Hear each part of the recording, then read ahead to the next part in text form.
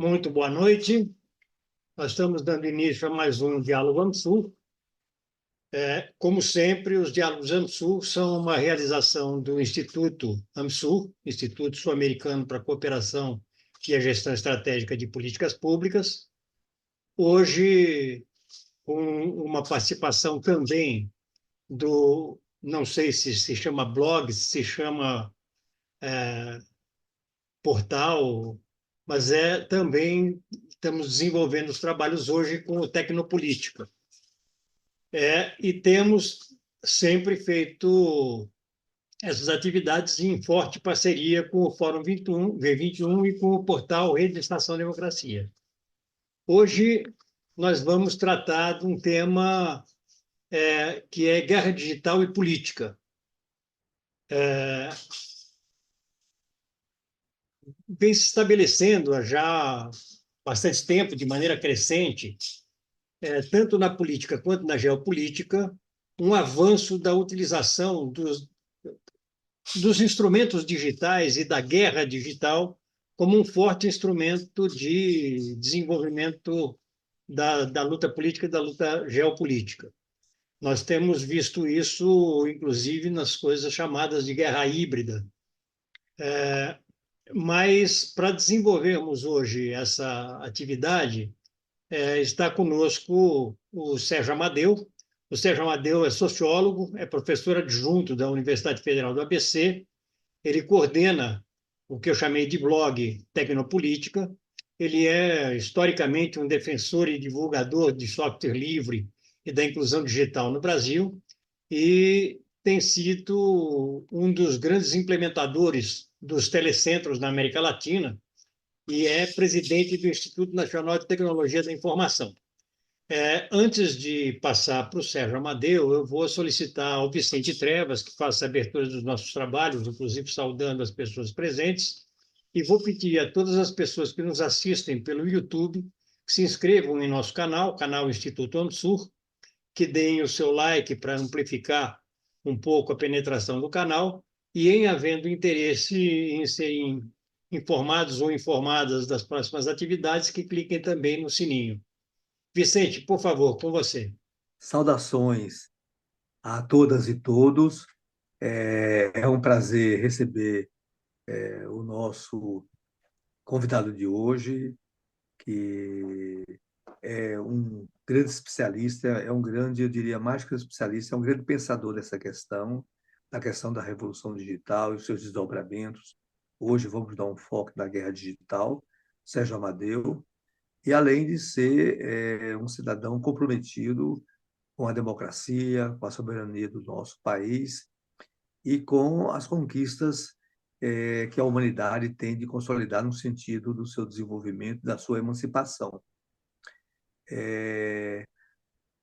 Sérgio, seria interessante, né, se você pudesse, na sua fala introdutória, fazer umas considerações sobre a revolução digital, né?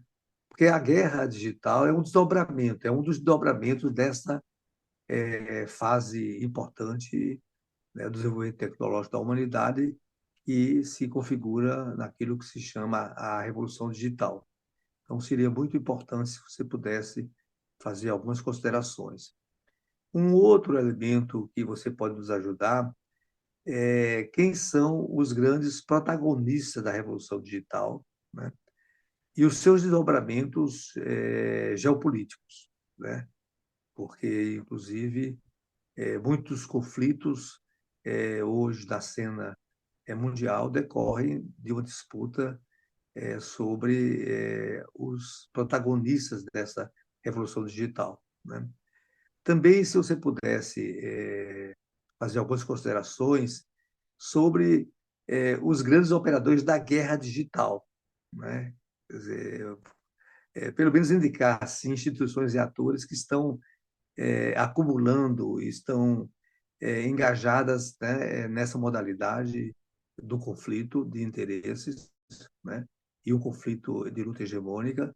Isso seria muito importante para nós nos esclarecer, né? E, finalmente, como é que o nosso país né, se situa tanto na revolução digital quanto na guerra digital, né? Porque, em termos assim, institucionais, compete ao Gabinete de Segurança Institucional coordenar essa agenda, né, da nossa segurança cibernética, dos nossos dados estratégicos, né? E como é que você vê isso na atualidade, né? Se nós estamos numa dinâmica que preserva minimamente a nossa soberania ou que nós estamos muito vulneráveis, né? Se a gente não poderia até considerar que uma das vulnerabilidades da sociedade brasileira e do Estado brasileiro justamente essa vulnerabilidade da guerra digital, né? Então, com essas considerações iniciais, eu passo a condição dos trabalhos ao Granado, né, e desejando a todos um diálogo importante, porque nós estamos diante de uma agenda que cada vez mais ganha potência e cada vez mais nos envolve a todos, né, tanto na vida pública como privada, e até uma das motivações do tema está ligado ao que estávamos conversando anteriormente. Muito boa noite ou muito boa sessão a todos nós. Obrigado, Vicente. Eu passo, então, imediatamente para a fala do Sérgio Amadeu. Sérgio Amadeu, com você, por favor. Bom, obrigado pelo convite. Eu já tive aqui algumas vezes e esse tema, por coincidência, num evento que nós organizamos há mais de 10 anos em São Paulo, que é um evento que reúne ativistas de privacidade e de segurança digital, que chama Crypto Rave. Eu apresentei uma exposição sobre a guerra no cenário digital. Se for possível aqui, eu acho que para efeito, e curiosamente, a minha apresentação ela passa pelos pontos que o Vicente Trevas colocou. Então, eu acho que seria interessante, até para eu fazer rapidamente, se eu pudesse usar essa apresentação aqui. Essa imagem que vocês estão vendo aí é de um corredor de um data center, mas eu já vou voltar a ela daqui a pouco. Bom, a revolução informacional ela substitui, né, ou ela quer rivalizar com a revolução industrial. Quando você diz que tem uma revolução informacional, você está dizendo que ocorreu um deslocamento das tecnologias materiais, industriais, que aumentavam a força física e a velocidade, para uma outra tecnologia que trabalha com bens simbólicos, que trabalha com informações. E a Revolução Industrial, ninguém tem dúvida que ocorreu. A Revolução Informacional, ainda existem pesquisadores que duvidam que ela esteja em curso, mas cada vez em número menor que isso ocorre. O fato é que a Revolução Informacional ela se baseou em tecnologias cibernéticas, de comunicação e de controle, e tecnologias que utilizavam a matemática booleana, o 0 e 1, o digital. Então, o digital passou também, a revolução informacional também passou a ser chamada de revolução digital. E o digital é, é interessante porque ele avança, ele passa a ser extremamente importante, a digitalização passa a ocorrer em diversos setores da economia, não só na comunicação, e, na verdade, ela não se estabilizou na digitalização, porque sobre ela surgiu, na primeira metade do século XXI, um novo modelo de negócios, principalmente dada a grande quantidade de dados que existia.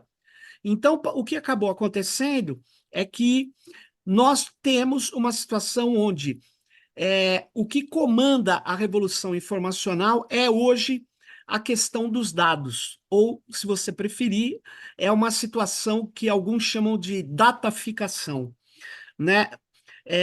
Essa frase é de um livro, né, que eu vou me reportar daqui a pouco a ele, de uma figura sinistra que é um general brigadeiro, chefe da unidade 8.200 das Forças de Segurança de Israel.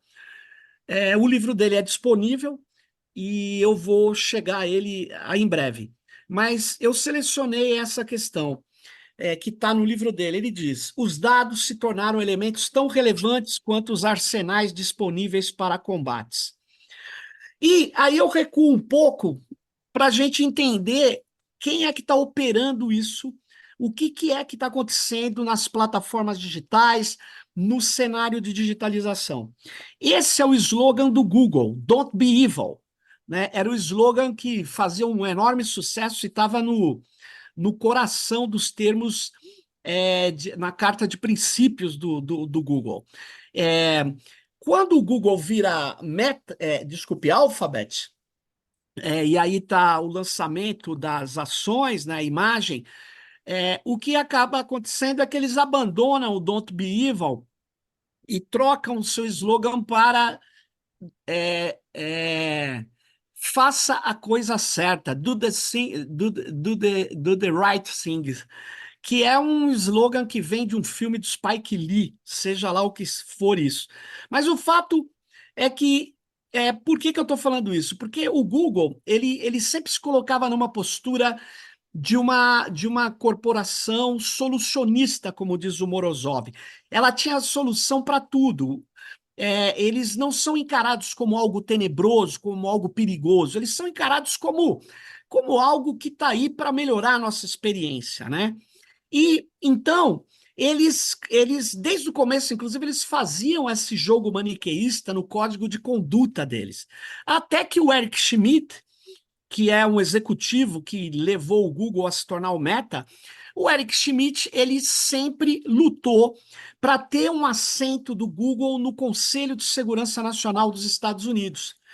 E nessa luta para ele, das Big Techs, em especial do Google, das empresas de tecnologia, das novas tecnologias serem as grandes artífices da estratégia norte-americana, ele escreve um livro, que é esse que vocês estão vendo, The New Digital Age, com o Jared Cohen, que foi o cara que criou o Google Ideas, ou o sistema de inovação do Google, e, ao mesmo tempo, foi o assessor da Condoleezza Rice quando os Estados Unidos domina Bagdá, no Iraque. Ele vai lá e partilha o Iraque entre as empresas americanas. Bom, por algum motivo, para escrever esse livro, o Eric Schmidt e o Jared Cohen, eles vão entrevistar o Julian Assange, quando ainda estava preso com tornozeleira. E o Julian Assange acha estranho aquela entrevista, e ele grava a entrevista e pede, inclusive, para que eles gravem também, e eles não iam gravar nada. Então ele estava com 2 gravadores, um ficou com Assange e o outro ficou com o Eric Schmidt. Bom, o fato é que no The New Digital Age, que seria a tentativa de ser o príncipe de Maquiavel para a família Médici do século XXI, para o Estado americano.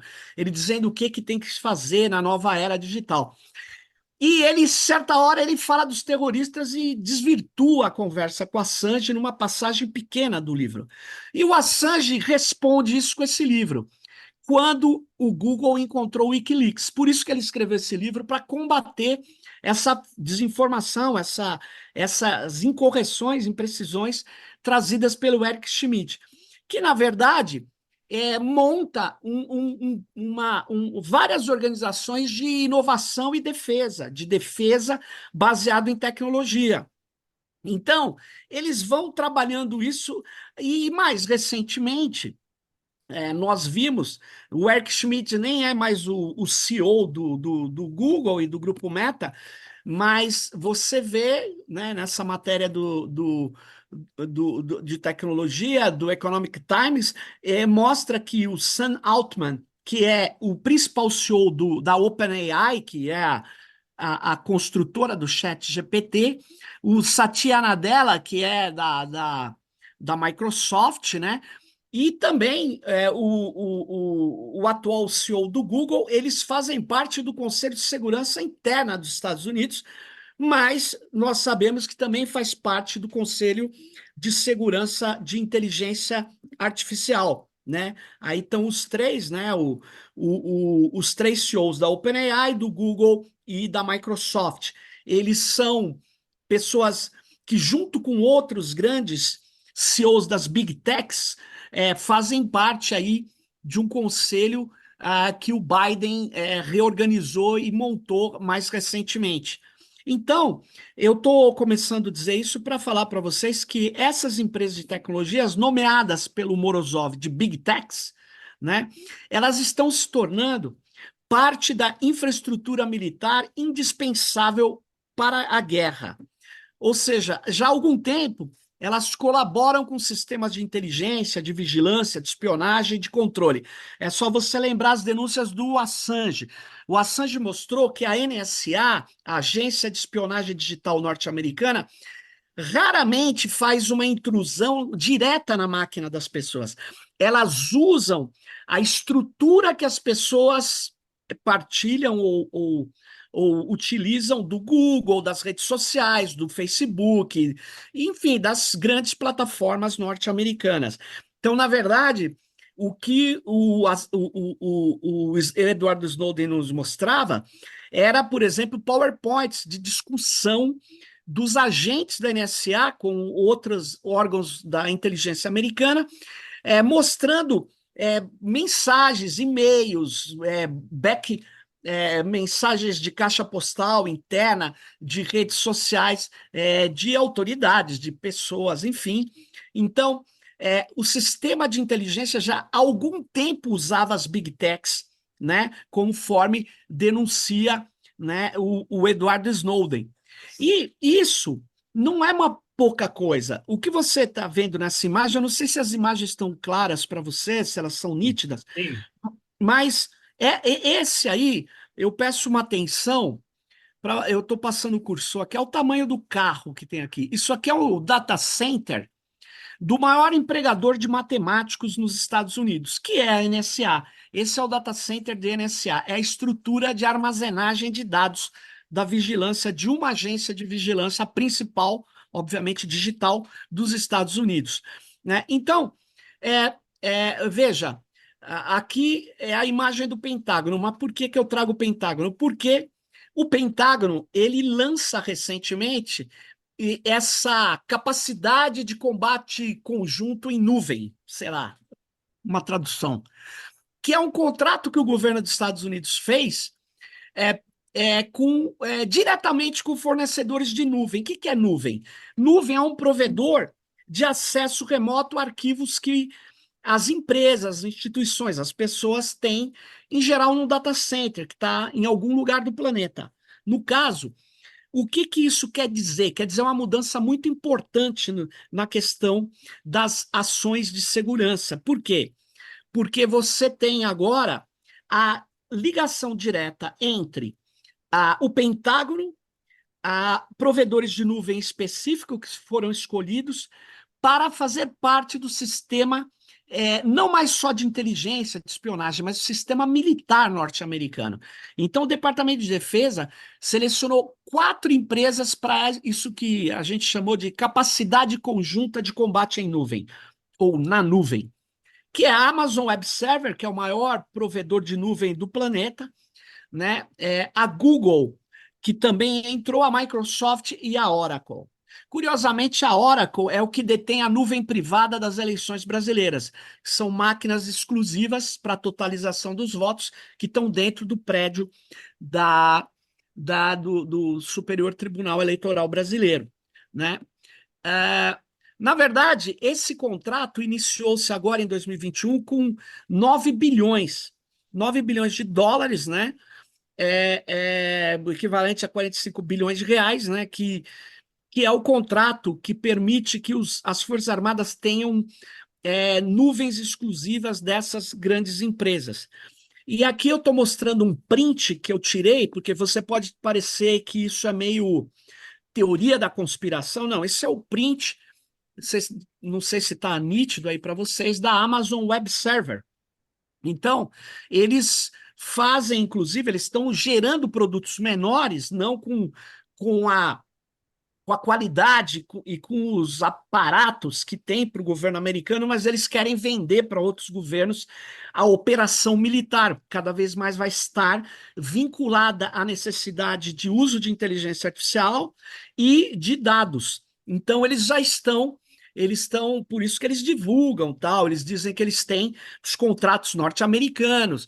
E eles estão também se preparando não só para pesquisa ou para ação estratégica das Forças Armadas Americanas. Não, não é uma questão estratégica, é uma questão de operacional, né? É uma questão de borda, de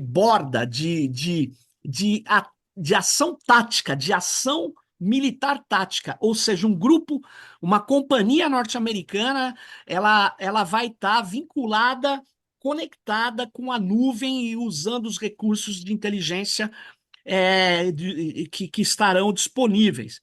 Né? A Amazon, portanto, eu arrisco a dizer que não haverá mais guerra sem Amazon. Né?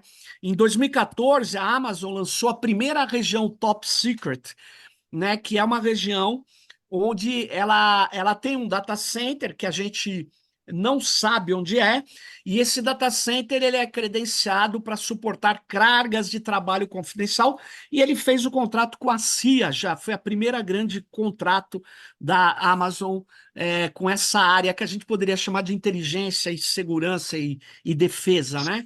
Em 2017, ela, portanto, foi o primeiro e único provedor de nuvem comercial a oferecer regiões para atender cargas de trabalhos governamentais em toda a gama de classificação de dados, incluindo sensíveis, secretos e extremamente secretos. Então, aqui nesse outro print, nesse outro print eu estou mostrando o contrato, né, que ele um print da propaganda do próprio blog da Amazon, onde ela diz que a Marinha Americana, a US Navy, né, os Mariners, eles fazem hoje ataques, operações, utilizando, na verdade, a capacidade digital, a capacidade de dados da Amazon, né? E que lançou recentemente, em 2023, o Amazon Modular Data Center. O que é isso? É um data center menor que pode, vinculado aos outros data centers, ele vai poder ser levado em áreas para diminuir a latência, ou seja, o tempo que uma informação leva para chegar do emissor ao receptor, né? Diminuir o fluxo dentro do sistema, o tempo. Então, eles lançaram isso aqui, né? Parece um container qualquer, mas não é.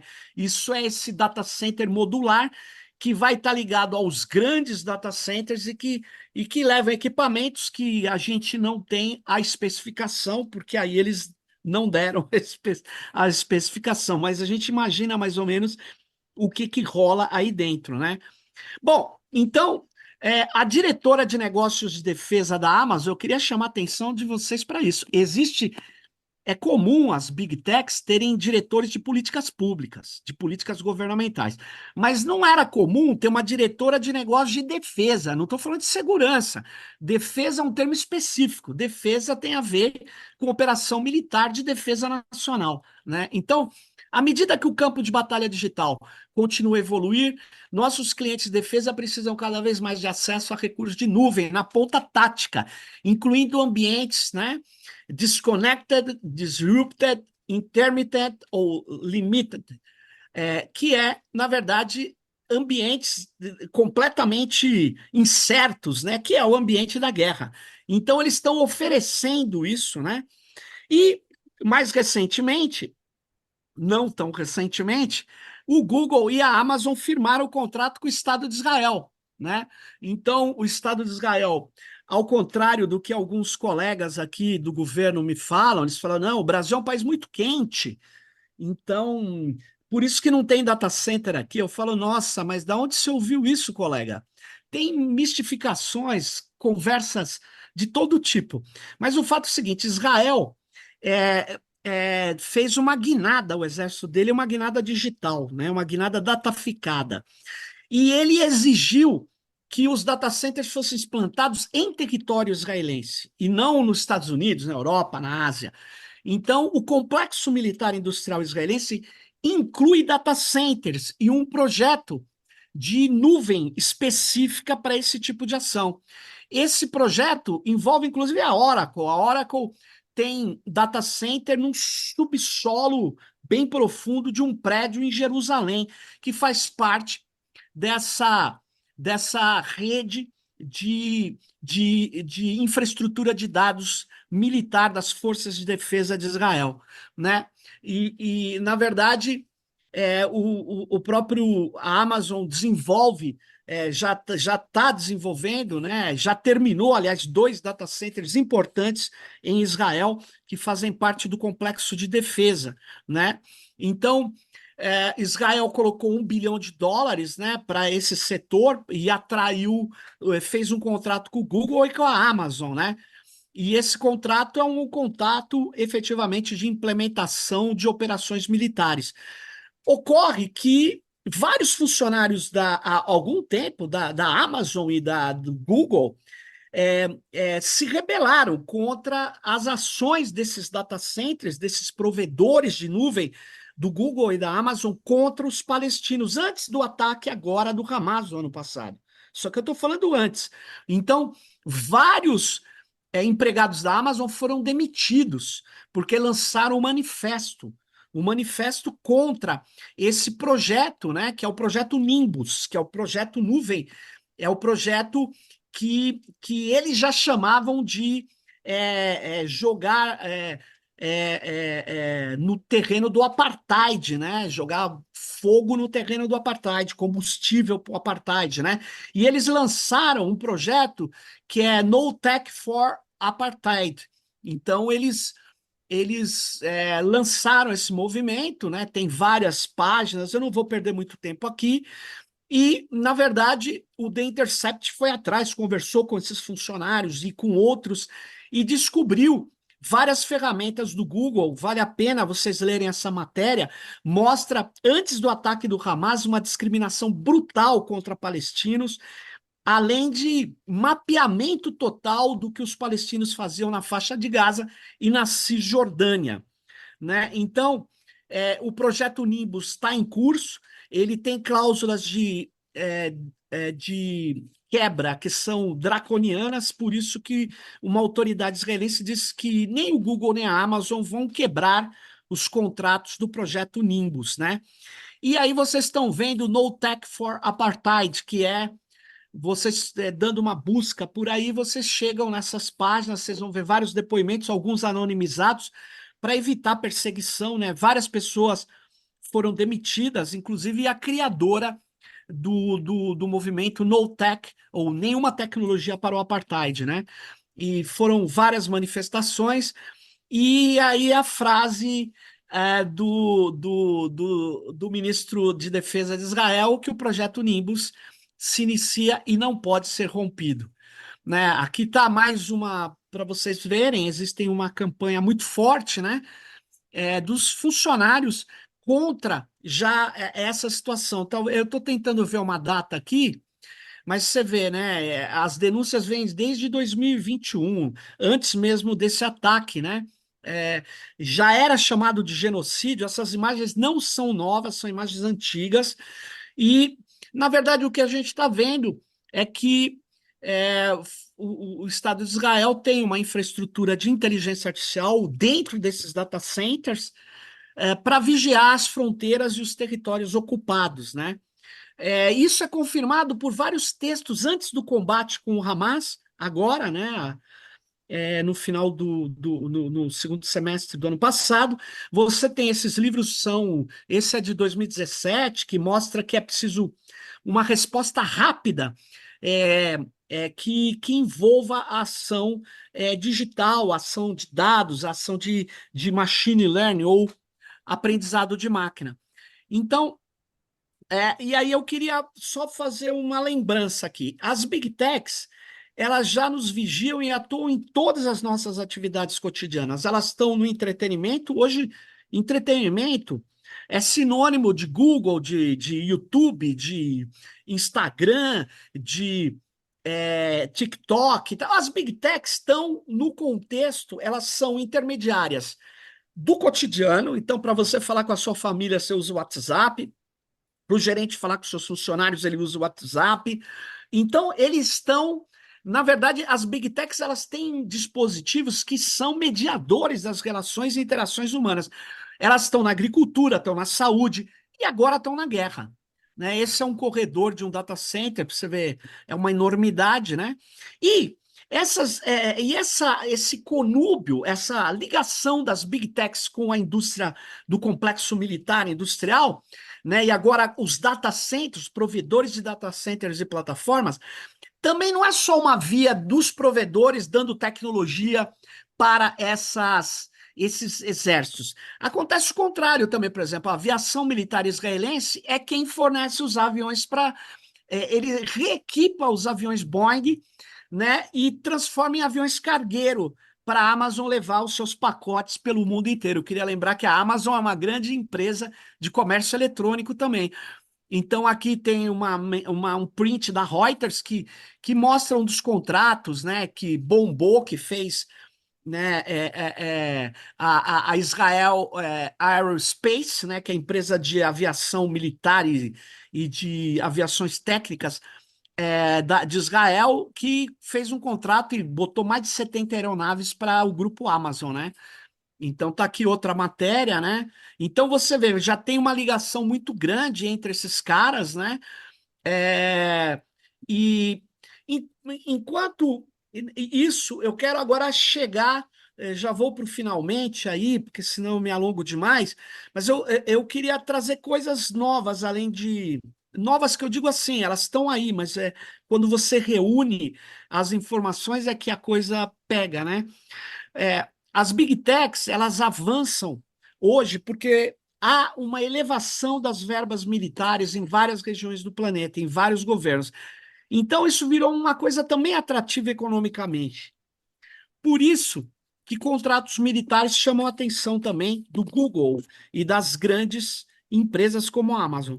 Então, o general Brigadeiro, esse que a gente não sabe o nome, mas se estima quem é, ele lançou, veja bem, antes do ataque do Hamas, presta atenção nisso, ele lançou esse livro, The Human Machine Team, que é a equipe humano-máquina, poderia traduzir assim, né?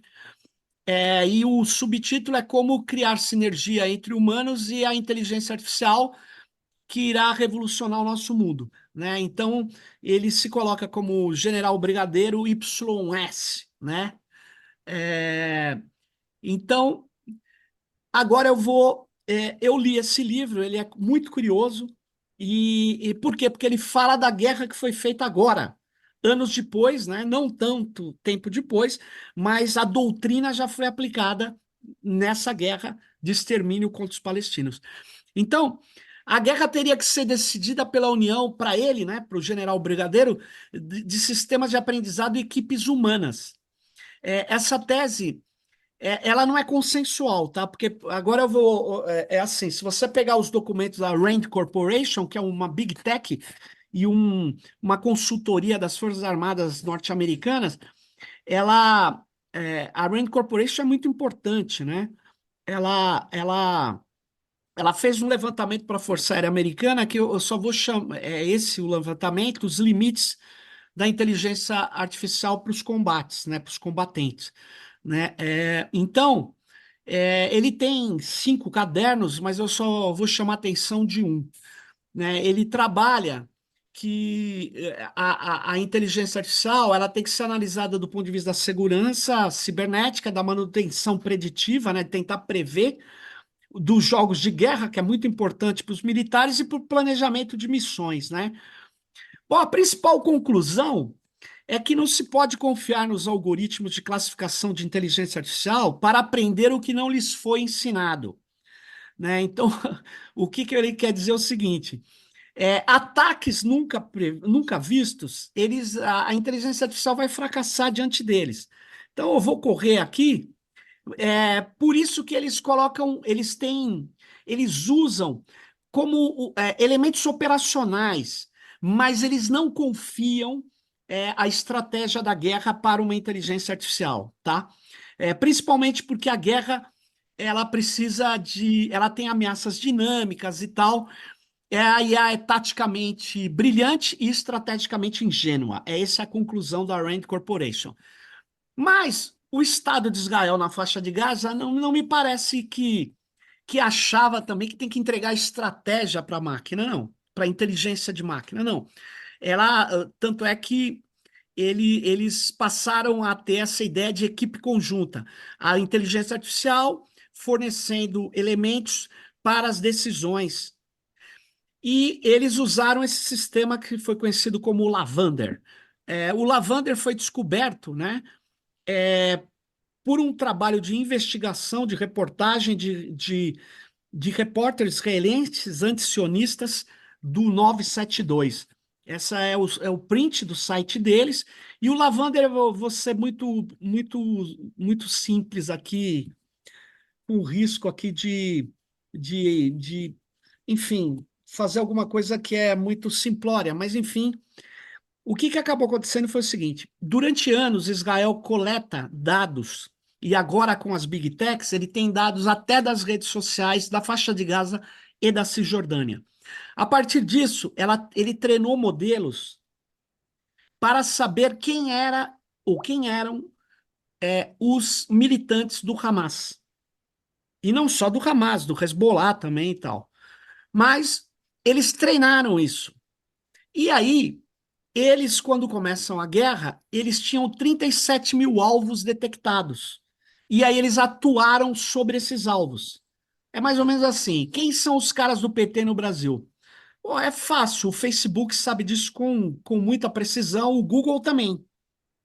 Então é como se o PT, eu na minha casa, vocês na casa de vocês, recebessem ataques. Você fala, mas isso não faz sentido? Faz, porque isso está escrito nesse livro. O general Brigadeiro no livro dizia: na era da informação, os dados fazem parte da realidade. Em outras palavras, quando influenciamos os dados, alteramos a realidade. Olha que absurdo. Então, ele usa o machine learning para criar alvos para serem eliminados. Ele usa a técnica de deep defense, que é uma alusão ao deep learning, ou aprendizado profundo, que, na verdade, é a inteligência artificial realmente existente, não é essa ficcional.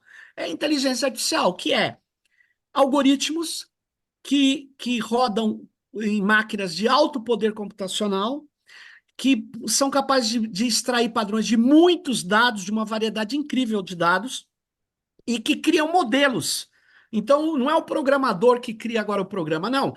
É a extração de dados com sistemas que aprendem com os dados que criam modelos. E esses modelos, no caso, podem ter uma missão, que é identificar alvo. Quem são os caras do Hamas? Lendo ali as redes sociais, essas coisas. A defesa profunda, ela usaria essas informações, o uso do deep learning, e ela não substituiria a estratégia, mas ela faria, na verdade, alvos no contexto, segundo a minha tradução do livro do General Brigadeiro. Então ele diz: a equipe homem-máquina tem a capacidade de criar dezenas de milhares de alvos antes do início de uma batalha e de montar milhares de outros alvos todos os dias durante a guerra. Bom, isso, junto com a doutrina da extrema-direita israelense de fazer terra arrasada, é uma beleza, né? Então você tinha um programa que chamava Dead. Eu esqueci o nome dele, que eles deram, mas é quando o papai chega em casa, que é para atingir o cara quando ele está em casa com a família. Então, essas aspas são do livro do General Brigadeiro. Imagine 80 mil alvos relevantes produzidos antes do combate, 1.500 novos alvos criados todos os dias durante a guerra. Entenda, a criação de alvo, ela é com base em dados que você está captando durante a guerra, mas dados que você captou no momento de paz, que você rastreou, né, que você mapeou tudo.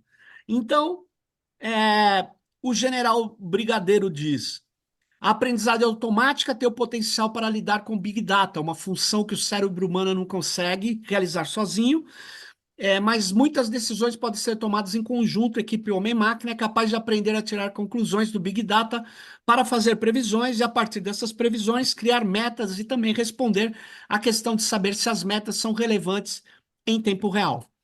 Então, na verdade, ele propõe uma máquina de alvos. Ele propõe rastrear os inimigos, potenciais inimigos, e eles devem estar fazendo isso com quem eles acham que são potenciais inimigos, né? E a proposta, portanto, é seleção de alvos, milhares de alvos antes de começar a guerra, né? Como que os alvos são selecionados? Bom, ele dá a pista, ele diz como é, né? Ele fala: bom, hoje em dia quase todo mundo é pessoalmente alvo do aprendizado de máquina, não para descobrir a localização de seus mísseis, mas quando o Facebook usa o aprendizado de máquina para sugerir possíveis amigos, né? O que que o Facebook faz? Ele está extraindo dados de quem é o usuário do Facebook. Então ele faz anúncios segmentados, microsegmentados e personalizados, porque ele sabe quais são os gostos, os temores, as vontades, porque ele está coletando dados de todo mundo e ele não para de coletar dados. Ninguém para de coletar dados das Big Techs, porque eles acreditam que o último dado é o decisivo. Mas isso era para o entretenimento, para venda, para propaganda política, para apoiar a extrema-direita, para fazer desinformação. Mas agora não, agora vai ser utilizado para a guerra. Está sendo utilizado para a guerra, né? Então, aí o general Brigadeiro diz nesse livro, antes da guerra. Basicamente é semelhante quando discutimos a máquina de alvo.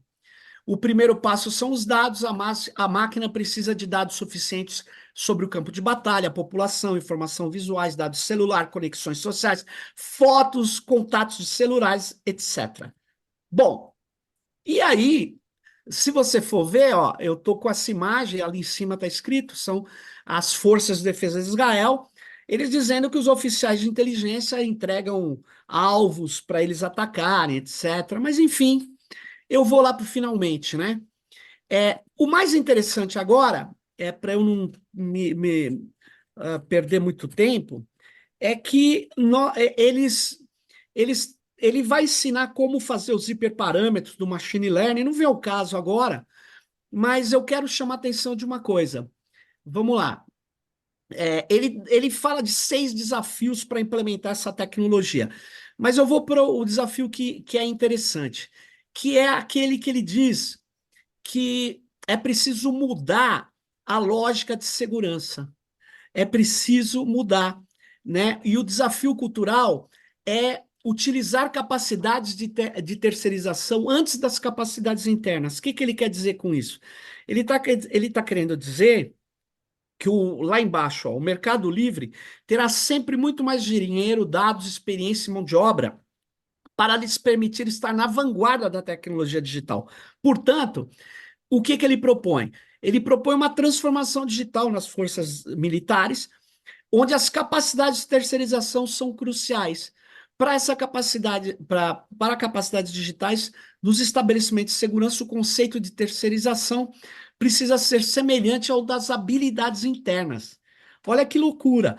Portanto, ele está dizendo que é isso, né? É a doutrina neoliberal agora no campo militar, total.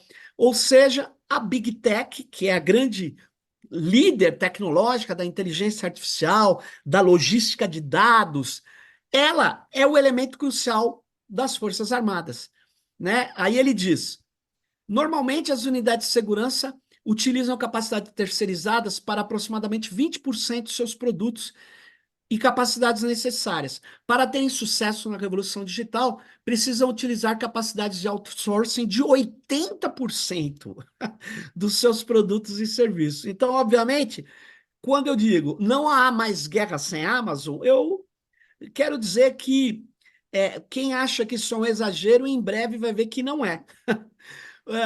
Na verdade, você tem que usar as empresas externas. Devemos mudar a cultura, diz o general Brigadeiro. E aí, eu chamo a atenção que as Big Techs, eu vou cortar aqui porque acabou as minhas questões, né? As outras são sugestões, mas eu queria dizer que não há nenhuma dúvida que as infraestruturas dos grandes exércitos estão vinculadas às Big Techs, né?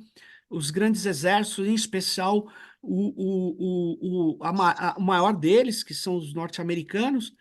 E eu quero dizer que a metáfora, a guerra, não é uma metáfora quando eu falo que há uma guerra em curso. né? Eu estou falando que há contratos bilionários, há um conúbio entre as big techs, em especial plataformas digitais, provedores de nuvem e forças de segurança, forças de defesa. É isso que eu queria trazer. E o Brasil nisso é uma pitada final. O Brasil nisso mal cuida dos seus dados, né? Eu até hoje entrei novamente no sougov.br e eu queria dizer a você que lá continua a cláusula que a gente entrega os dados dos servidores públicos, civis, militares e pensionistas para serem tratados pela IBM Watson nos Estados Unidos. Então, por causa disso, a gente teve uma conferência de inteligência artificial na Federal do ABC. Foi difícil, porque a atual estrutura do Ministério da Ciência e Tecnologia reúne um pessoal que tem muito receio de discutir questões com o núcleo do governo, porque é de uma força aliada, o PCdoB, não é o PT, né? E eles querem ser mais realistas do que o rei, né? Então, eu acabo de saber que, apesar de ter participado da conferência de inteligência artificial, que foi na universidade que eu dou aula, a gente trouxe para lá, ter feito as coisas, eles não permitiram que a gente participasse da conferência que vai ser agora, porque eles não gostariam de ter críticas à política de dados do governo, né? Isso foi dito lá, então eu não vou participar. Apesar de já ter participado da conferência temática, né, e ter sido convidado para várias coisas deles e do próprio PCdoB, né?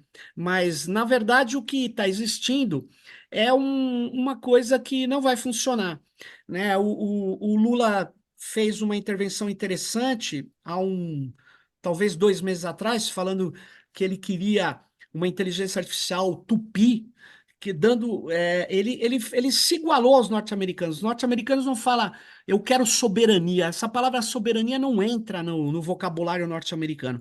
Se você lê as duas ordens executivas, que é um tipo de decreto deles, né? Tanto do 2019 do Trump quanto do Biden do ano passado sobre inteligência artificial, ambos falam valores americanos. É isso que eles falam. A inteligência artificial tem que ter valores norte-americanos. Por que eu estou falando isso? Porque é óbvio que a inteligência artificial guarda valores, guarda determinadas conduções, né? Você precisa ser muito desinformado para achar que ela é técnica. Não, ela guarda, a técnica guarda isso se a gente tiver oportunidade, tem um campo enorme para mostrar cada detalhe sobre isso. Ocorre que o Lula deu uma dessa, falou, eu quero uma inteligência tupi. Eu falei, nossa, o cara foi bem demais. Ele está se igualando, né? Ele vai querer desenvolver o olhar, as nossas necessidades nos sistemas automatizados, porque a inteligência artificial é um sistema automatizado. Não tem nada de inteligência, isso é marca fantasia. É estatística aplicada a alto poder computacional. Bom, só que aí ele diz no final dessa reunião que ele fez lá com o Conselho de Ciência e Tecnologia dele, ele diz, mas eu não quero que gaste dinheiro. Bom, aí, meu amigo, acabou. Eu vou em debate na UFRJ com o pessoal da computação que tem mais essa ideia positivista de ciência neutra. Ele fala: ah, mas nós temos que pôr os nossos dados aonde é mais barato, na Amazon, na Microsoft, lá no raio que o parta mesmo. Por quê? O professor, um grande cientista da computação da UFRJ, me falou: você vai construir um hospital ou um data center? Ele colocava para mim. Aí eu falei, é claro, nós vamos construir um hospital, o governo Lula. Não, nem hospital vai construir, mas vai construir um hospital. E 2 anos depois vai ser privatizado, porque a privatização do sistema de saúde pública inglês veio pela digitalização. Veja quem é o contrato do sistema, o NHS, a Amazon. Eles não têm como privatizar o sistema de saúde inglês, mas tem como passar todas as funções para big techs, startups, telemedicina para o Albert Einstein e tal, e aplaude, porque é mais moderno, como eles dizem. Na verdade, nós estamos vendo um intrusor, né? E a gente não está construindo infraestruturas soberanas. Por quê? Porque precisa de dinheiro. As universidades não têm mais nem caixa postal dentro delas. Então, o Brasil ele está despreparado. E o tal do projeto de industrialização 4.0, Eu diria a vocês que é de quem vem do mundo da indústria mesmo. Porque não tem como fazer industrialização sem inteligência, sem deep learning, sem machine learning, sem controle de dados. Mas tudo bem, a gente está indo. Qual o nosso papel na divisão internacional do trabalho hoje? Eu digo a vocês: entregar dados para as big techs. 2, comprar serviços e produtos altamente sofisticados que as big techs fazem com os dados que coletaram da gente. E 3, entramos desenvolvendo aplicativos na cadeia. A gente entra desenvolvendo pequenos aplicativos. Porque os grandes modelos de linguagem a gente não consegue treinar. A gente não tem estrutura para fazer no Brasil. Poderia ter, não é que a gente não tem capacidade, não tem universidade. A gente não tem máquinas disponíveis e não está se preparando para isso. Né? Só para você ter uma ideia, a OpenAI e a Microsoft, e aí eu termino, anunciaram que vão lançar um data center que custa agora 100 bilhões de dólares. 500 bilhões de reais. Só para começo de conversa. Eles colocam a régua lá em cima. Bom, a gente tem outra alternativa? Tem várias alternativas. Uma delas, inclusive, é criar um sistema automatizado, que a gente poderia chamar de inteligente, que não precisa de tantos dados, mas isso precisa pesquisa. Isso precisa outro paradigma de inteligência de máquina. Mas não é isso que está sendo discutido aí. Né? E aí, infelizmente, quem comanda desde 2014 a ciência da computação no quesito, na pesquisa de inteligência artificial, não é mais a universidade. Não é mais a universidade. São as big techs. E isso não é qualquer coisa. Ela não comanda na biologia, não comanda na meteorologia, não comanda na física, mas comanda na inteligência artificial. Então, nós estamos nessa situação. A gente tem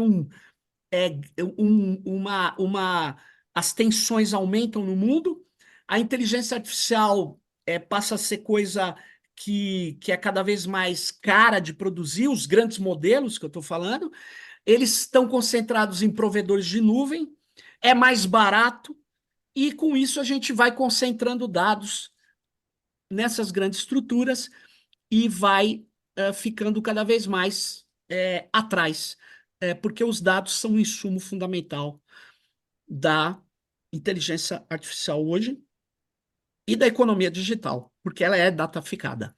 Bom, para começar, eu trago essas questões. Não sei se foi por aí que era para fazer, mas eu acho que deu para dar uma visão um pouco aí do que está acontecendo, né? Serginho, muito obrigado mesmo. Não, não é que não era por aí, eu não esperava tanto, certo? Eu imaginava que você vinha assustar menos as crianças presentes na sala, né? Não, É, eu poupei, eu não trouxe os dados mais devastadores, porque eu achei que aí vocês iam achar que era meio ficcional minha conversa, então achei melhor para colocar coisas que só tem print na internet e tal. agradeço muito.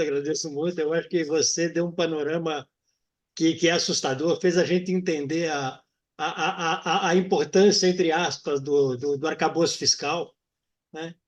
Então, eu queria abrir para as pessoas que tiverem interesse em fazer perguntas, questionamentos, posicionamentos, está aberto. Quem tem interesse em fazer, em dar início, Eu queria fazer uma pergunta. vai lá, você, Genuíno. Serginho, colocando essa questão estratégica e tática, considerando a doutrina histórica das Forças Armadas e aliadas dos americanos, considerando que o Brasil busca um espaço de autonomia no mundo, como é que a gente se livrará desse arsenal de guerra hegemonizado pelos Estados Unidos?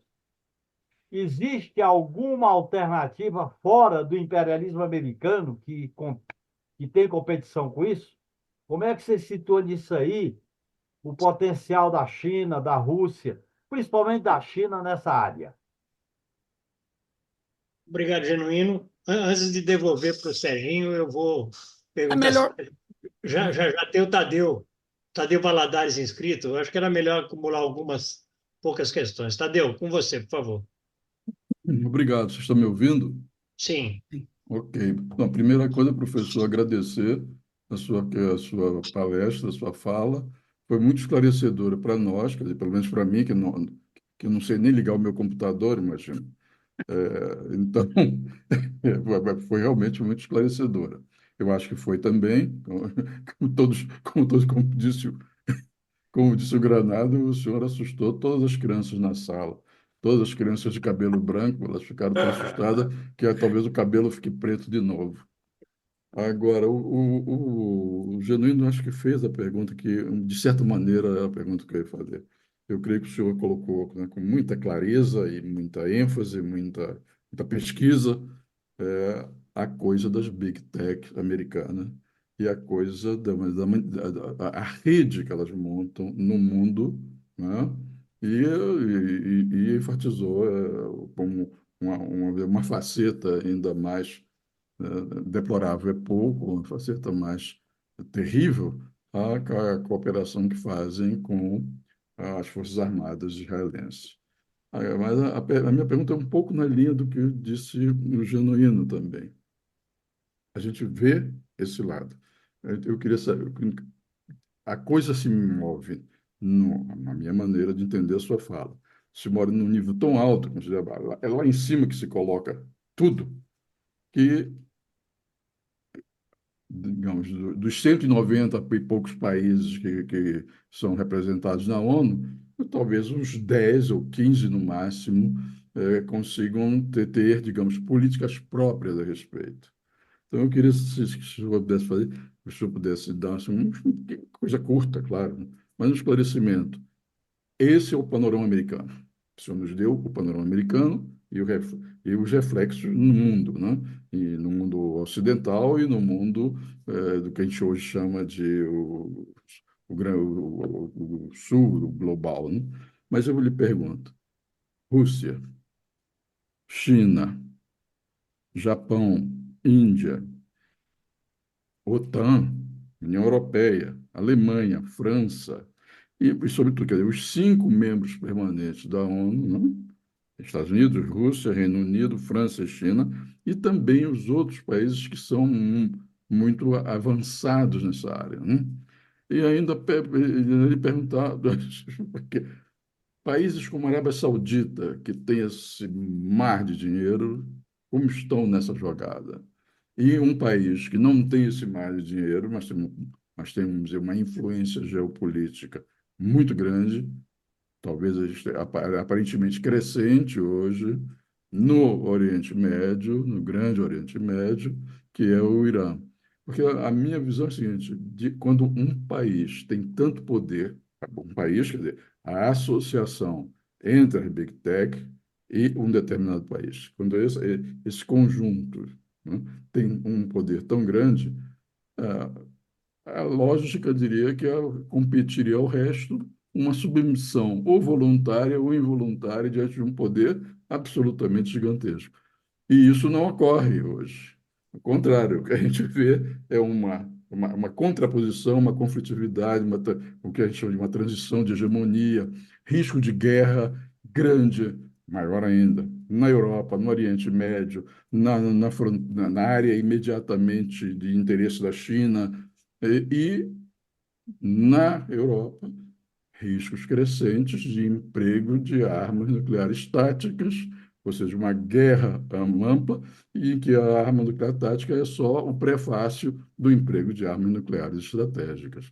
Então, sintetizando, a sua fala foi muito clara em relação aos Estados Unidos e à Big Tech, como em inglês a gente diria emerged, né, que estão absolutamente vinculadas com os Estados Unidos. Mas tem os outros. E como é que estão os outros?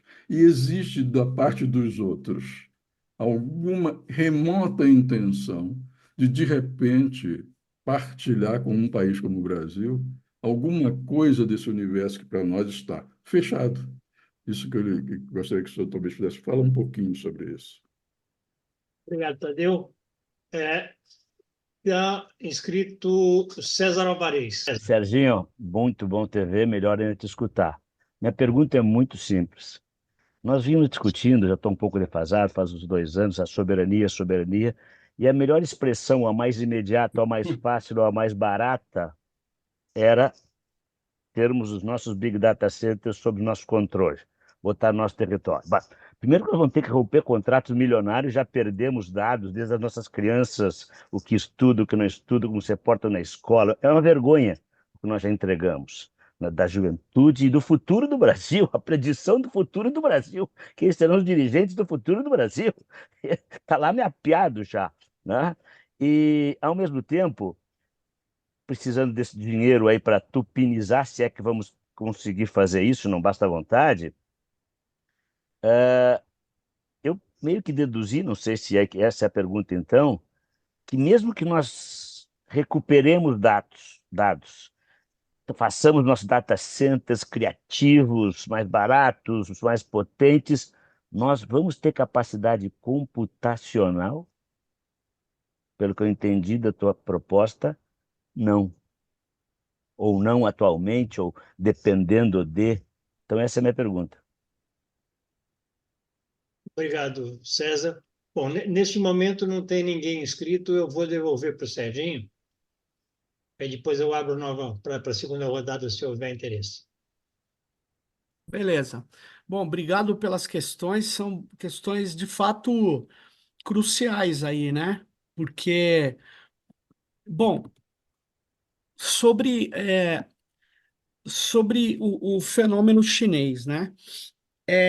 A China, é, ela tem as suas big techs, ela tem os seus espelhos. A gente chama de espelho, né?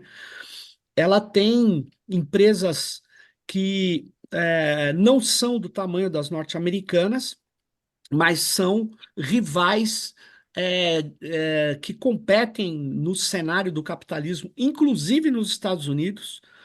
Vocês devem ter visto recentemente que a, a ByteDance, que é a controladora do TikTok, né, está sendo obrigada a vender o TikTok para o capital norte-americano, ou não vai, ou vai ser bloqueado nos Estados Unidos, né? O liberalismo americano não consegue ter um algoritmo de extração de padrões que seja tão envolvente quanto o do TikTok. Então, eles decidiram arrebentar o TikTok com um argumento de segurança, de defesa nacional, dizendo que o TikTok retira os dados dos cidadãos norte-americanos e entrega para o governo chinês. Ora, os Estados Unidos assumidamente faz isso, né? Ele retira, o Snowden mostrou isso. Ele retira dados dos cidadãos do mundo inteiro e passa para as agências de segurança, e que agora talvez nem precise passar mais, porque quem vai fazer vai ter os frameworks, né? Os softwares de extração de padrões para inteligência maquínica, né? Vai ser as próprias Big Techs que passam a integrar o sistema de defesa norte-americano.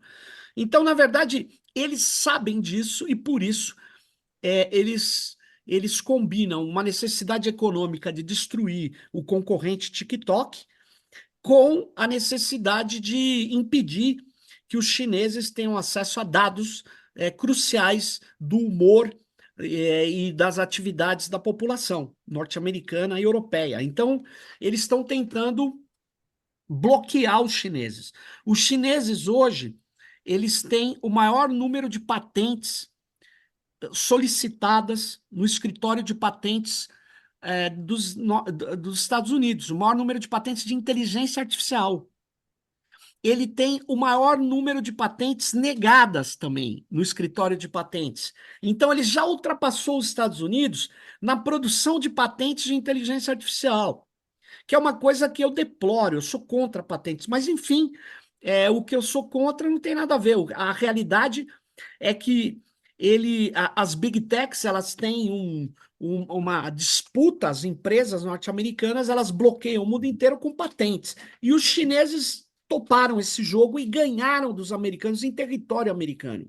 Então, os chineses, eles têm grandes corporações eles têm o comércio eletrônico brutal, forte, eles têm algoritmos de precisão também, eles têm capacidade computacional, eles têm um grande número de data centers, obviamente bem menor que os norte-americanos. Os Estados Unidos têm mais de 5.000 data centers dentro do seu território. Eles não chegam a 500, os chineses, mas é o suficiente, né? Porque eles usam sistemas diferentes, né? Claro, todos eles estão no paradigma que a gente chama conexionista, de extrair padrões de uma quantidade enorme de dados. Os chineses, do ponto de vista militar, é uma incógnita. Então, respondendo, Genuíno, eu não sei te dizer, mas me parece que eles sabem muitos detalhes dos norte-americanos e provavelmente eles espelham os norte-americanos. Então, o uso dos sistemas de deep learning na guerra, os chineses provavelmente também usarão e estão em condições de enfrentamento. Os chineses. Os russos, eu não tenho informação, porque a Rússia, para mim, é uma surpresa, né? A Rússia é uma surpresa. Mas pelo que eu sei, é, há 4 anos atrás, o Putin deu uma entrevista e ele disse: quem não dominar a inteligência artificial será dominado. Bom, o Putin não é um bufão, ele pode ser um cara de extrema direita, um X, tudo que você quiser, mas ele não é um despreparado. Então, me parece que eles devem ter um apetrecho de inteligência artificial vinculado ao aparato militar, é, e que está em uso, está em uso. Provavelmente não toda, né, na guerra da Ucrânia, porque eu não vejo. Eu tenho uma visão específica sobre a ação militar russa na Ucrânia, mas enfim, eu acho que eles, tanto a China quanto a Rússia, eles têm uma capacidade tecnológica bastante é, é, poderosa. Isso é nítido. Por quê? Porque eles têm uma grande capacidade econômica. Eu digo, a China, né? A Rússia tem uma capacidade militar, é, e tem uma tecnologia que a gente não domina. Eles são muito. Eles têm um sistema de segurança de informação muito, muito forte. Não vaza coisas. Quer dizer, digo o que para pessoas que não são de sistemas de inteligência, eu quero dizer, né? Então, eu acho que tem sim uma oposição, né? Uma oposição chinesa. Agora, até que ponto. Isso é um equilíbrio geoestratégico, essa oposição chinesa e russa, sem dúvida nenhuma. Os europeus, eles são secundários, eles têm eles têm um nível médio alto de capacidade tecnológica, né? Mas o que mais caracteriza os europeus são o seu aparato nuclear. É basicamente isso. Eu não vejo eles com grande qualidade do ponto de vista do uso de inteligência artificial nas Forças Armadas, coisa que o Exército de Israel faz. É acusado de ter feito muita cagada, né? O próprio ataque do Hamas é uma incógnita, que o sistema de fronteira inteligente teria falhado. Não vem ao caso, eu não tenho informações para discutir, mas ele é o que se debate, né? Mas falando até do Tadeu, a União Europeia, ela não controla os chips, ela não controla, ela não tem é, os maiores data centers, ela não tem nenhuma empresa do tamanho da OpenAI, nem da Microsoft, nem do. Enfim, mas eles são competitivos se eles começarem a adotar não só uma política de regulação, mas também uma política de desenvolvimento, coisa que eles não faziam.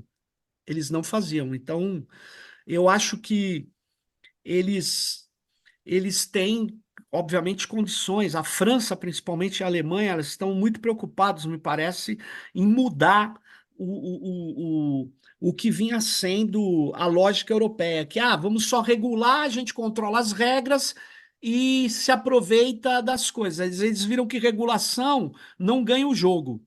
Ganhar o jogo é desenvolvimento, né? Então, é essa a questão. O Irã tem limitações do bloqueio que sofre, mas o Irã virou uma potência de drones, por exemplo. O Irã, ele é uma potência média de armamento não altamente sofisticado, mas ele tem um aparato. Na hora que a guerra vai para o derradeiro no solo, eu acho que a prioridade do Irã é uma arma nuclear, né? Então, eu não sei se eles já conseguiram isso, mas do ponto de vista digital, eles têm lá um certo avanço.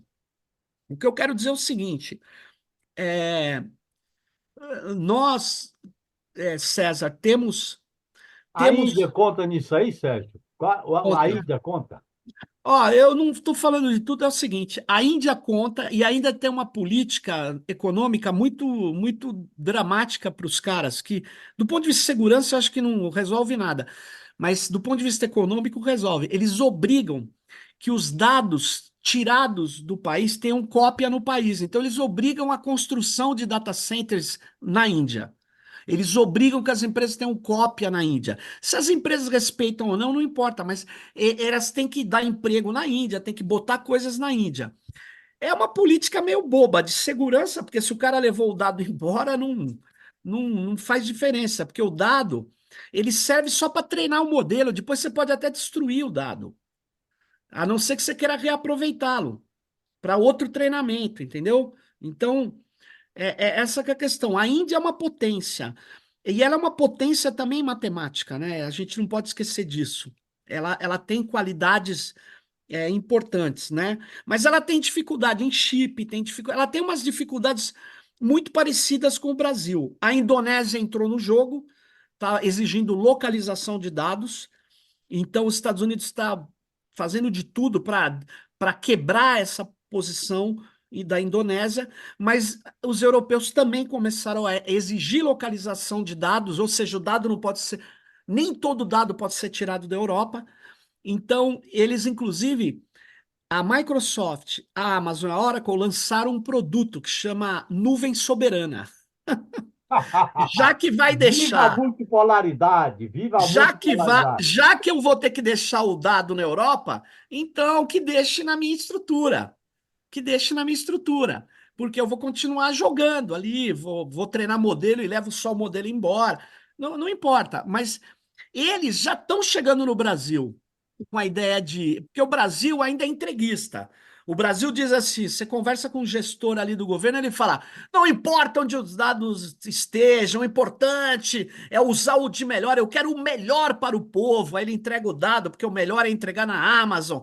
Esse discurso de mercado. Por enquanto eles estão nessa, mas já começa o presidente do SERPRO a falar: temos que ter uma nuvem soberana.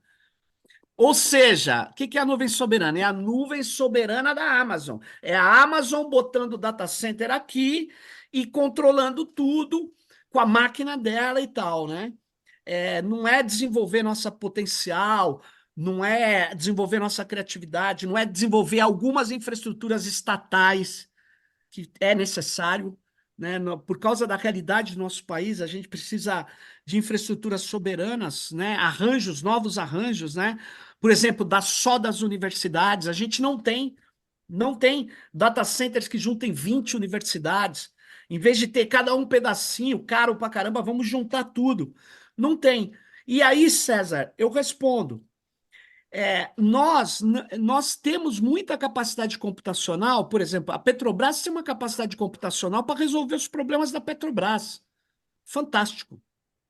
Eles têm a COP no Rio, eles têm um centro de computação lá no Rio, na COP, é invejável. A gente tem o maior laboratório de física teórica abaixo da linha do Equador, tem um parque computacional gigantesco, é o Lucincotron, aqui na Unicamp. Agora é o seguinte, tudo isso tem um destino. A gente precisa gastar dinheiro para aumentar a nossa capacidade computacional, é isso que eu quero dizer. E isso precisa de dinheiro. E isso é estratégico, né? É estratégico. Por quê? Porque enquanto a gente não desenvolve outro tipo de abordagem de inteligência artificial, essa que consome muitos dados, ela precisa ser desenvolvida aqui. E a gente precisa proteger os nossos dados e usá-los economicamente para nosso interesse, para gerar valor para a gente, e não para eles. A não ser que você acredite que os Estados Unidos é a Madre Teresa de Calcutá. Eles têm 5.000 data centers lá porque eles são bonzinhos. Eles, não, a gente traz os impactos ambientais para cá. A gente quer ter as coisas aqui para ajudar você, para ajudar todos vocês do mundo, irmãos. É isso, né, cara? Então é uma conversinha.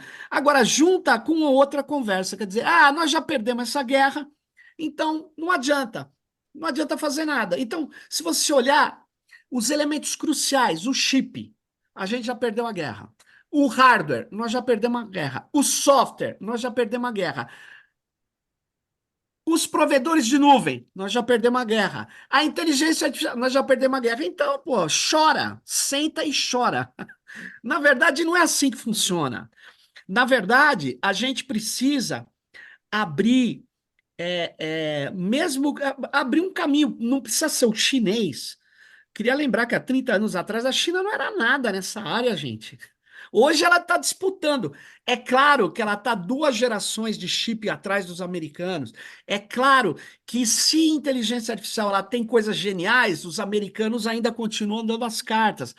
Mas ela é equiparável hoje. O Brasil tem que saber o que ele quer ser estrategicamente. E não pode ser uma estratégia, no meu modo de ver, baseado no ajuste fiscal, porque senão a gente não tira uma estratégia. Nem no ecumenismo diplomático. Muito menos. A gente tem que. E aí, talvez a gente vai fazer um acordo com a América do Sul para ter infraestruturas próprias, nossas, da América do Sul. Pode ser, mas é que a gente está num momento político muito conturbado na América do Sul, né? No mundo inteiro, mas na América do Sul. Mas a gente podia. A Argentina não tem dado suficiente, nem estrutura suficiente para enfrentar essa guerra. Nós, Argentina, Uruguai, Chile é uma pena, né? Mas a Colômbia, talvez, a gente pode montar infraestruturas conjuntas. A gente já. A gente pode ter alternativas regionais, coletivos que dirijam par e passo, como a União Europeia faz em algumas coisas, né? Eu acho que a gente pode ter, mas eu não sei se é essa estratégia. Qual é a nossa estratégia nessa área tecnológica? Essa área é crucial, ela é transversal, ela está em todo lugar. Ela não é só coisa de computador.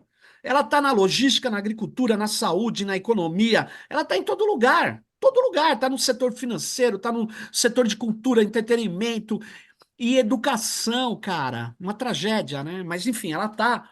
Então, nós precisamos. A gente tem como ter poder computacional. Respondendo objetivamente o César Alvarez, tem. Tem como ter poder computacional? Tem. Quando a gente tiver um poder computacional elevado, a vida vai ser fácil para a gente? Não. Porque os americanos, eles acham que nós somos quintal, eles atuam como área de segurança, que o gênero sabe. Eles vão bloquear as coisas, vão fazer 1000 coisas. E aí, só para concluir, né, eu queria dizer, eu quero lembrar uma coisa. Quando o paradigma de dados virou um negócio importante, mas não se chamava dados ainda, né? Principalmente a gente chamava informação, não sei o quê, mas eu queria lembrar que o Brasil tentou ser independente. Ele construiu a Cobra para construir um hardware supercomputador, ele construiu as ProDAN, ProDesp, ProSerpa, ProSampa. Eles construímos várias empresas de dados para sermos donos dos nossos dados e não ficar tudo na mão da IBM. Vocês devem se lembrar disso. Só que depois perdeu com a força do neoliberalismo. E tudo isso virou cacareco. Por exemplo, o Haddad, ele chegava aqui na prefeitura, ele falava, a Prodan não serve para nada. Mas ele ia privatizar a Prodan? Não. Aí ele deixava encostado. E a Prodan tem a lógica neoliberal, que é assim, eu vou vender um produto para a prefeitura. Oi? Então, que produto? Ele vendia um site por 30 mil reais, enquanto qualquer moleque faz por 1.000. Por quê? Porque ele fazia o seguinte, ele pega a conta de jirico, pega o número de funcionários, gastos da empresa e divide pelos produtos. Aí o produto vai ficar caro, fora do preço de mercado. Não, não é isso não. A empresa tem que se reciclar, se renovar, e ela tinha que vender um produto pelo preço que o produto tem. E aí ia ficar um rombo. O governo tem que pôr dinheiro no rombo. E ir equacionando, vendendo produtos melhores e tal, equacionando. Mas não, ela faz a coisa. Você lembra de telefone como que era no Brasil? Telefone, o cara comprava, porra, você declarava imposto de renda telefone, gente. Você comprava ações da empresa para ter linha telefônica. Uma ideia de jirico. Porque a linha telefônica tem que custar o preço da linha telefônica. E eu não estou comprando a empresa, eu estou comprando a linha telefônica. Mas então tudo está errado. Eles fizeram um enorme confusão. E agora, se eu chegar para o Fernando Haddad e falar, Fernando, vamos equacionar. O Serpro vai vender produtos pelo preço de mercado, pelo preço que vale, vai competir e tal. E aí vai ter um rombo. Você vai pôr o dinheiro aqui. Ah, não, não vou pôr, não. Então, por aí todo mundo fica falando mal, a empresa patina, não tem jogatina. É tudo fictício. Então, o Brasil pode mudar? Pode. O Brasil pode ter outra, pode retomar projetos que ele já fez e tal? Pode. A gente tem capacidade tecnológica, não de ponta, mas pode ter rapidamente. Rapidamente, em 6, 8 anos, você pode chegar na ponta em várias áreas. Tem que ter uma revoluçãozinha, né, Sérgio? A revolução pode ser em menos tempo, eu diria.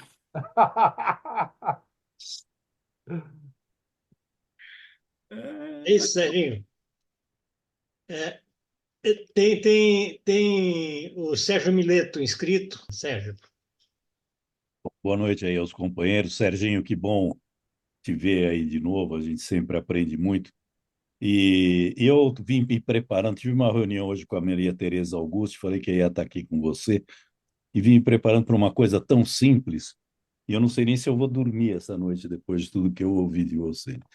Porque a coisa mais simples era uma luta antiga nossa, da Lampine, para que o governo migrasse do sistema Office, dos sistemas da Microsoft, que eu não tenho ideia, você deve ter, eu tenho alguma ideia. Eu sei que o governo federal parece que gasta só na administração direta, sem falar nas estatais, sem falar em Forças Armadas, sem falar em torno de 70 milhões de dólares ou reais, não sei, um número desse, em licenças para a Microsoft para poder usar o Office. Quando eu fui presidente da DESAMPA, eu proibi o Office. Falei, aqui não entra o Office, nós usávamos o BR Office, para dizer que só o financeiro, que a mulher era muito brava, e eu falei, eu não vou brigar com ela está acostumada com Excel, ela vai usar uma licença de Excel. O resto da empresa toda funcionou sem isso. E a gente não percebe nenhum movimento nessa migração. Quando a gente fala, você falou do dinheiro e de custos, e eu fico imaginando todos os hospitais, todas as escolas, os sindicatos, todo mundo que usa dinheiro público está repassando dinheiro público para uma única empresa. E aí a gente não tem dinheiro. Quer dizer, isso me assusta um pouco.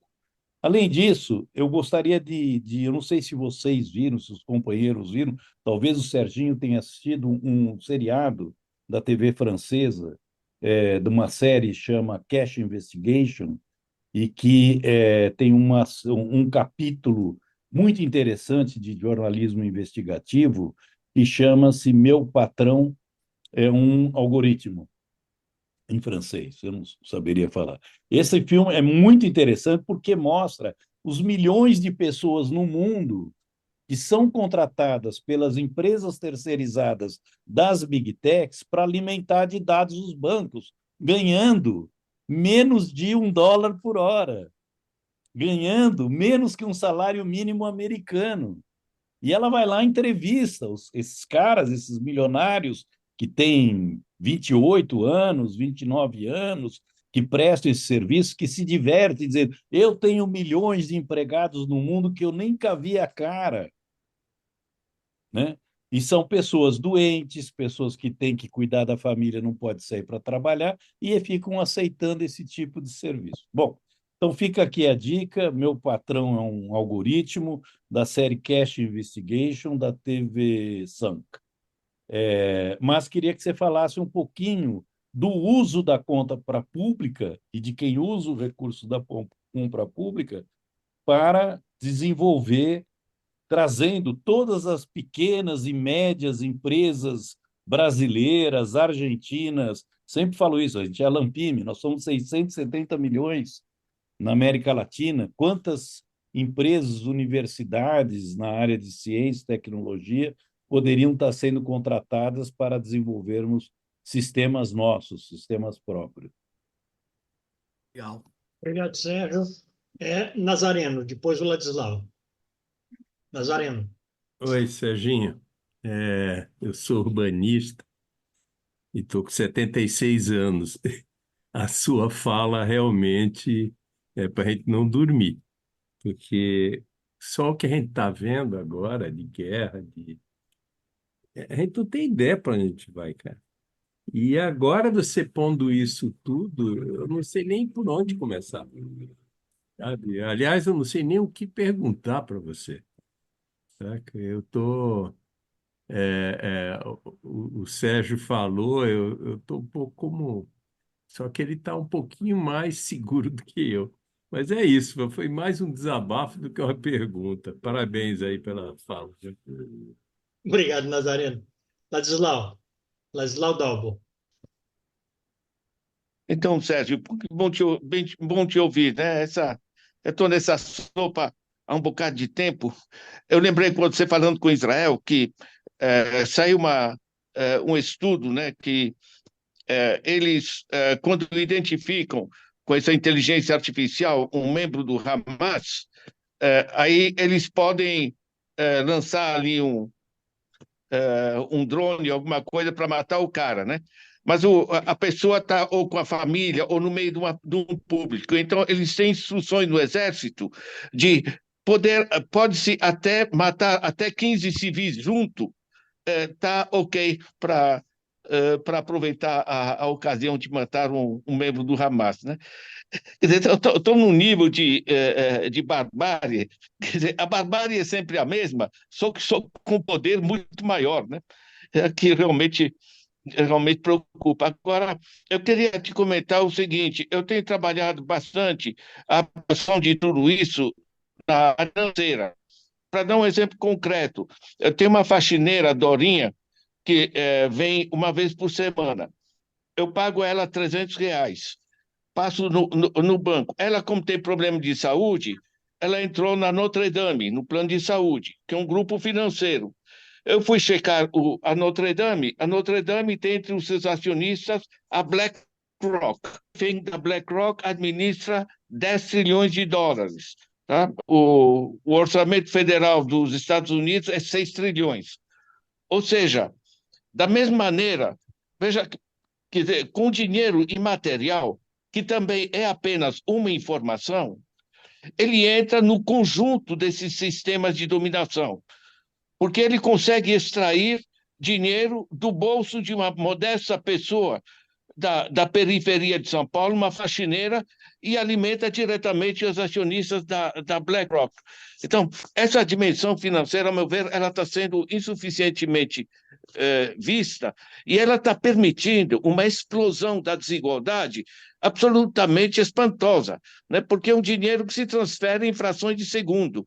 O dinheiro é apenas informação nessa que você chama de revolução informacional, né? O Cassés já chamava assim. Eu chamo agora, estou lançando um livrinho sobre a revolução digital. Enfim, faz parte dessas várias dimensões. E eu queria só sugerir essa parte que o dinheiro imaterial está mudando a lógica das transações econômicas e faz parte, naturalmente, de todo esse universo de informações. Obrigado, Ladislau. Não tem mais ninguém inscrito. Só antes de devolver para o Serginho para fazer já a fala final, né, eu vou só levantar, porque isso seria objeto claramente de uma conversa muito mais extensa, Mas eu estou lendo, nesse momento, estou terminando de ler, um livro chamado Os Engenheiros do Caos, do Giuliano da Empoli, né? Em que ele demonstra a relação direta entre o jogo das redes sociais, né, e a formação da extrema-direita no mundo, né, não só no Brasil. Inclusive o crescimento do Trump, todo o jogo na Itália, a próxima eleição do Parlamento Europeu, etc., né? Só para registrar que esse também é um tema que tem que ver com a guerra digital, não como guerra propriamente dita, como guerra militar, mas como guerra ideológica, como guerra política e geopolítica, Cultural. né? Que a gente queria, inclusive, hoje, a minha ideia era trazer também o Piero Lerner, né? O Piero tem avançado bastante nesta coisa, e aí eu só queria que você desse uma pincelada, porque isso pode ser objeto de um outro diálogo AMSUR, né, no próximo período. Devolvo para você já para as suas palavras finais, Sérgio. Só acrescentar, Sérgio, eu acabei de ler um livro do Mustafa Suleiman, a próxima onda, bem interessante, e pega todos esses problemas aí que o Granado está levantando. É um dos criadores do DeepMind. Sim. Bom, eu vou começar pela ordem aqui. Bom, primeiro, é, o Sérgio lembrou a questão do software livre, né? Mas o software livre, ele, ele foi muito combatido, porque a ideia do software livre não é um software diferente, é um software onde a licença de propriedade permite o compartilhamento do conhecimento sobre aquele software. É basicamente isso. É um modelo de desenvolvimento, não é uma tecnologia específica. E só que é um modelo de desenvolvimento que não paga licenças de propriedade, então não paga royalties. Então ele geraria bastante emprego aqui e gerou por um tempo, né? Mas aí as big techs elas usaram o paradigma de nuvem, né? Surge mais ou menos a partir de 2006 começa a avançar a ideia da computação em nuvem, que é basicamente o seguinte: a tua empresa não precisa ter nenhuma infraestrutura computacional complexa, precisa ter só computador de mesa, porque vocês acessam tudo, eu cuido da tua infraestrutura computacional. Foi isso que a Amazon fez. Então, ela usava software livre, porque ela tinha os técnicos. Então, para uma empresa média, era mais barato contratar a Amazon do que ter um parque computacional dentro dela. E aí a Amazon virou uma mega estrutura.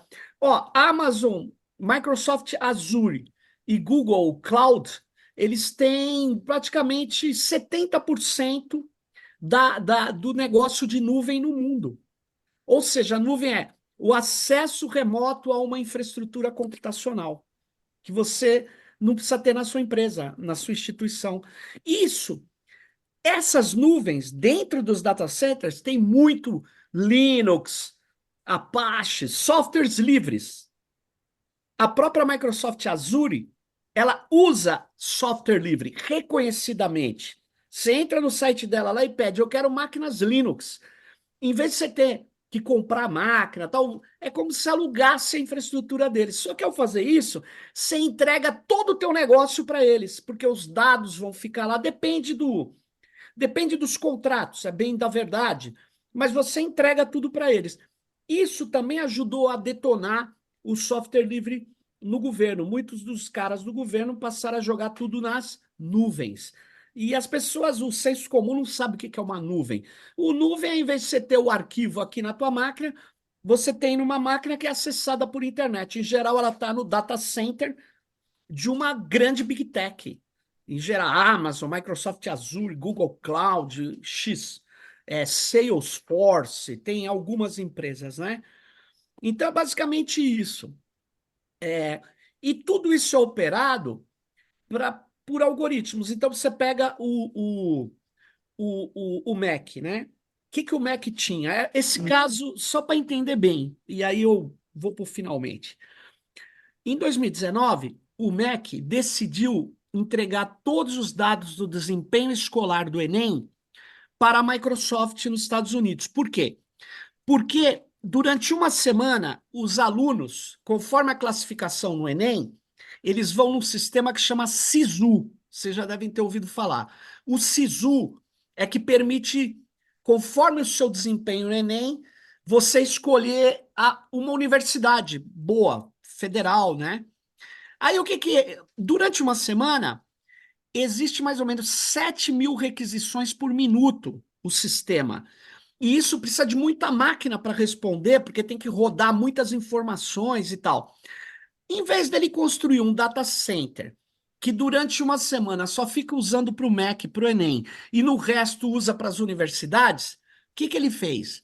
Ele fez a conta, e aí o neoliberal joga claramente no seguinte, porque o neoliberalismo joga sempre no momento presente, não existe médio prazo nem longo prazo. Tudo é naquele momento. E naquele momento, pô, você põe na conta, construir um data center, um monte de máquina, placa de vídeo, não sei o quê, ou alugar da Microsoft. Porra, é mais barato alugar para a Microsoft.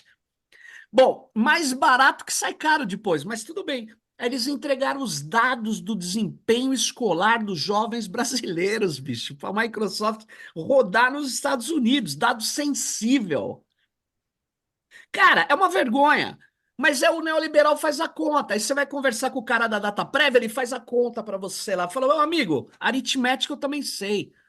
Eu estou discutindo outra coisa. O que nós vamos ou não usar o poder de compra do Estado para construir soluções de médio prazo?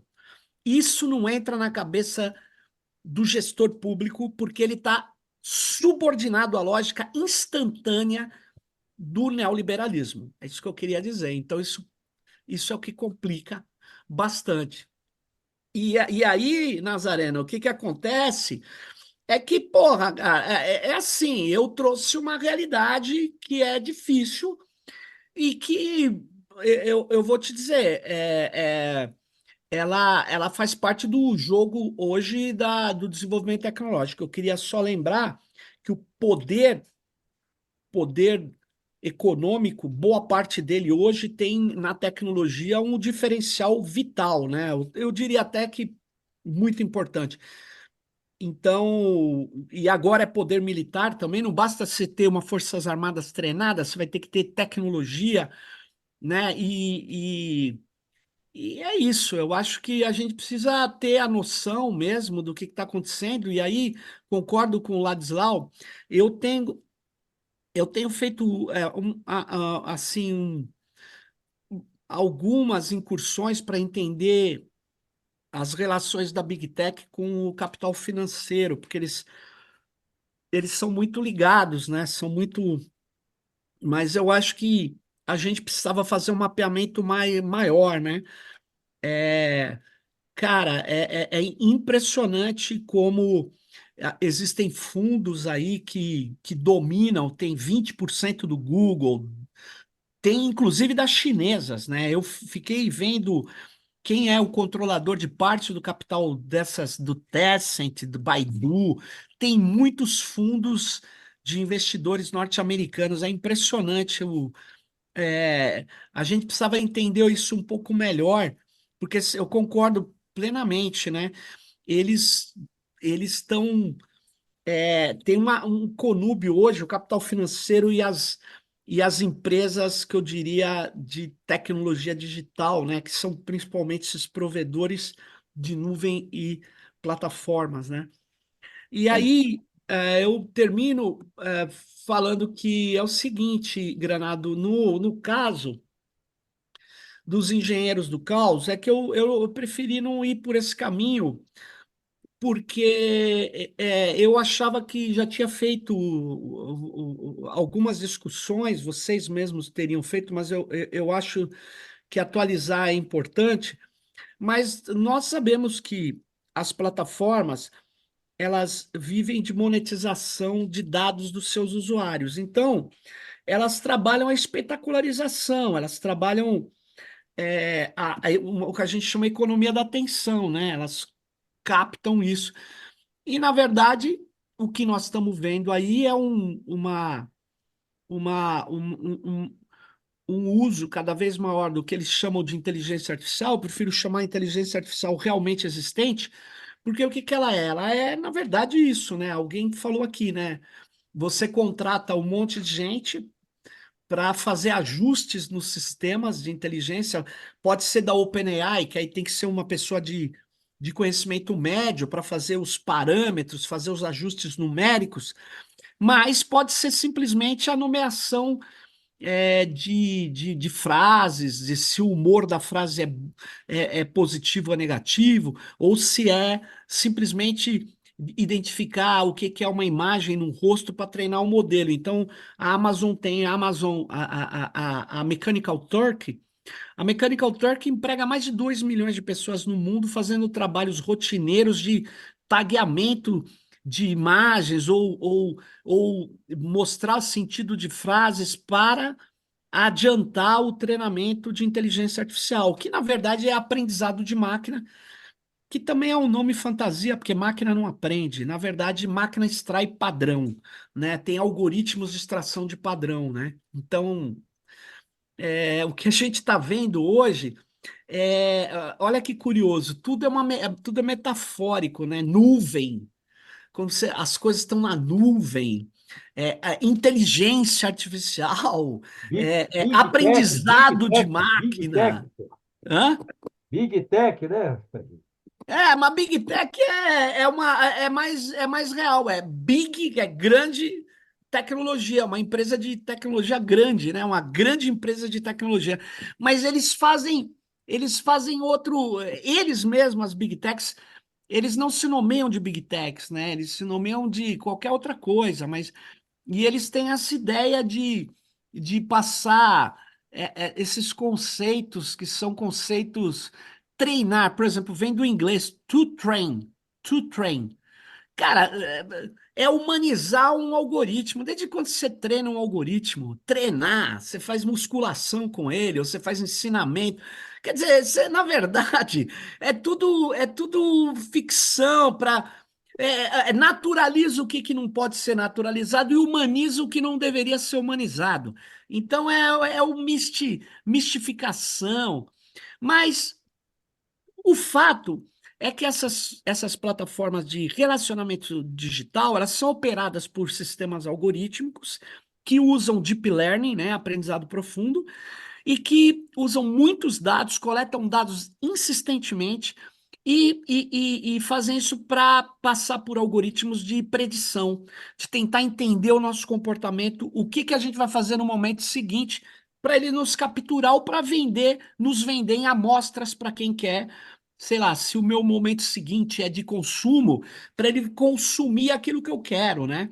Para eu ser chamado, visualizar algo, né? Mas toda essa tecnologia preditiva, que é baseada na velha estatística, com alto poder computacional que tem hoje, precisa de muitos dados. Então, os dados têm muito valor, né? E eles atrapalham, né? Eles são usados pela extrema-direita, que tem muito dinheiro, que tá usando esses sistemas todos. Então, eu acho que vale a pena, sim, uma reunião específica para discutir a desinformação, qual é as novas técnicas que se tem. Mas eu te digo, enquanto as Big Techs elas tiverem como critério a monetização, que é a qualidade é quem tem mais like, não vai ter jeito. A extrema-direita vai nadar de braçada. Porque eu não tenho. Por exemplo, para passar determinadas informações, eu não tenho. Eu poderia fazer um conteúdo espetacular? Poderia, mas tem limite, né? Tem limite. A gente tem limites éticos, tem limites que as Big Techs não têm, as plataformas não têm. Por isso que a extrema-direita se dá bem. A gente. E a ideia de regular, ela é importante, mas é insuficiente. A gente, a gente tem que pensar um pouco mais longe do que a regulação em relação às Big Techs. Eu acho que é isso. Mas aí é outra discussão, mas eu concordo que tem que ser uma discussão à parte. Eu só quis trazer aqui a questão do seguinte: não as plataformas que já são mediadoras de várias relações de entretenimento, de comunicação, de contatos pessoais, de saúde, de educação, de cinema, elas também são agora mediadoras da guerra. Eu quis mostrar isso aqui porque fica parecendo que é metáfora. Isso que eu estou falando não é metáfora. Não há mais guerra sem a Amazon. É isso que é meu bordão. Muito obrigado, Sérgio. Até mais, gente. Não, olha, foi muito bom, muito bom. Né? Eu quero agradecer muito a sua participação. Eu acho Obrigado. que você realmente trouxe um enfoque, né, que assusta, mas eu acho que é importantíssimo para todo o processo de discussão que a gente vem fazendo. Eu quero Valeu. agradecer a presença de todos e todas, quero já convidar para o próximo sábado. Então, Sábado? muito boa noite a todos e todas.